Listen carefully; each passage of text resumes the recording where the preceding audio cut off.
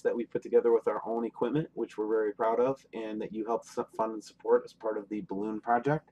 And then also wanted to let you know that Rex had me back on again today over on the Leak Project interview. Please go take a look and check it out. And then also leave a comment, let Rex know that you were there. And if you have any good material or anything that you'd like to have me take a look at relating to this phenomenon, olson.steven.d@gmail.com. Let's cut to the chase, shall we? This is this afternoon. Time is correct on the top. What you're seeing is a shot that came from the equipment that we're going to be using on our balloon launch. As you can see, there was some minor chemtrail activity, but I want to point out two things that I think is just incredible about what we captured on our own equipment, the equipment that you helped to support. Basically, this little object, and I'll show you the whole video here in a second. This is just some stills that I pulled from the video itself. But in there, you can actually see this object that is refracted as this image on the lens. So, guys, this is next to the sun. And the reason I was able to catch this, I've been playing with the camera on and off over the last couple of days just to make sure that we get the right exposure. And I think this is the right exposure level that we want to go for. But it's got everything in it, man. We can see the rim of the red halo very clearly at 720p. We can see this very clear plasma reaction that we've been talking about as one of our best pieces of evidence. And then I go over here and blow it up, and as you can see, this is the best footage I've ever gotten off of a web camera, off of a camera of any kind, of the object. And we can see our time is good. So now we have a very good target time and a very good target, place where we might try the first balloon flight.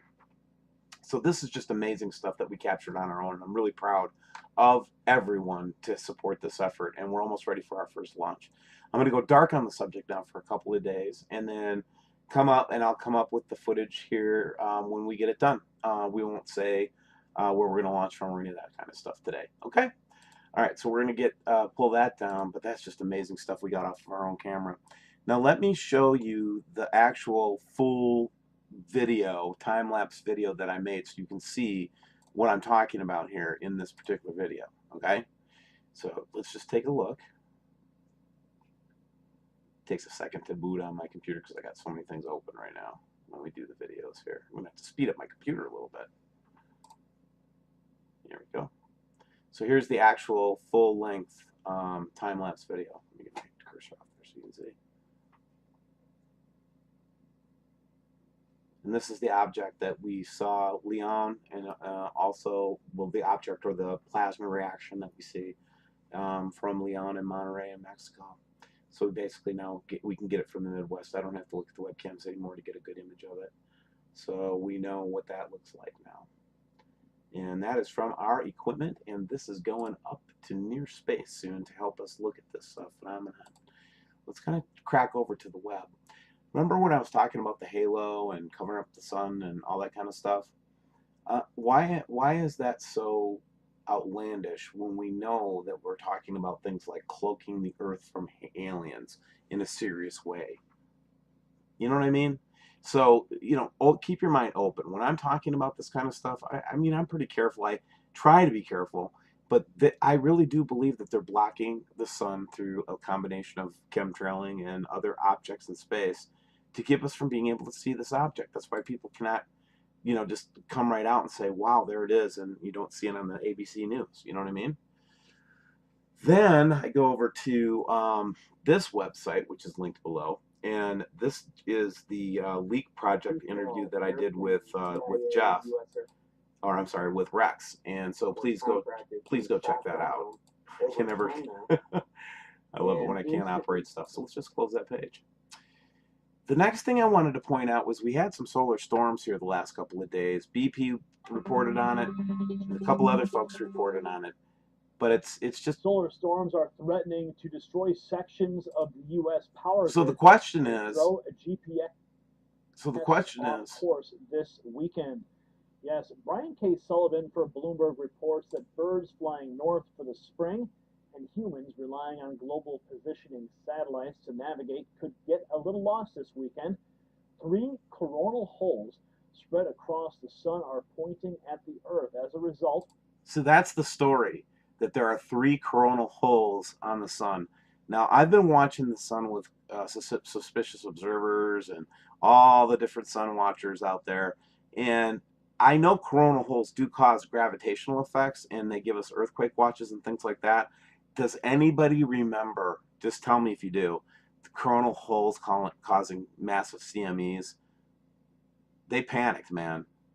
And they sent out the alarm. They thought that we were going to get whooped by something. I don't know what they saw, but it wasn't our sun, because our sun is as quiet as a mouse on the Earth-facing disk, as suspicious observers will tell us. Okay, and then finally, this guy shows up on Project Camelot a lot.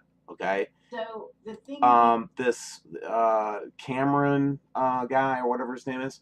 So check him out. I mean, I do definitely listen to his interviews every so often, and I'll have a link below so you take a look. And again, I'm sorry for the choppy nature and unprofessional nature of this particular video. It just seems like my computer's acting up on me here today. The first contribution actually came from the Leak Project.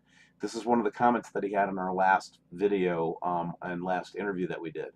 Basically, a rogue Chihuahua says, I'm an ex-Soros paid troll from Planet X Nibiru Wormwood. I turned into a believer when I thought for a few minutes, why would a millionaire pay me a living wage for 2 years to shitpost on Nibiru videos? So this could be a shill, who knows, but it's an interesting story. Stop it and read it. It's just amazing, you know. And again, we talk about the paid shills in the government. You know, who knows, right? Here's a just a weather cam, from Australia. We're seeing this kind of weird, orbital object. I believe that there's information in lens flare, so when I get a really good look at one, I like to see. That's what I believe that we're seeing behind the sun. That's just a crazy picture, so I wanted to show it. Somebody just got lucky, I think, and just picked up a lot of objects by the sun with that picture. And here's the relative position of what we're seeing from the WSO equipment. Woo! We got our own equipment going, guys, and it works great. This one isn't because of the sun or the sun flare. It's because of these very strange chemtrails and the obvious halo here.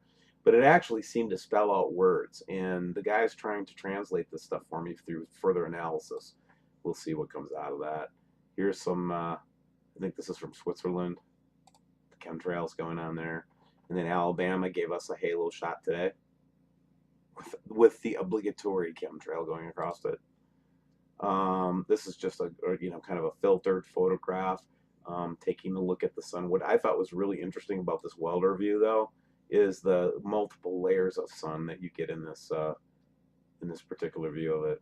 It's kind of weird. Don't you think the sun should just be one color, kind of through a welding glass? Some guy took this on his phone, or his friends had taken it on his phone, and so he had to pull it off his friend's camera and send it to me. It's pretty funny. Just the weird sunrise. Now this is from the recent Chinese rocket launch, I think. Now I don't know if there was a launch in 2012 where they got a similar image.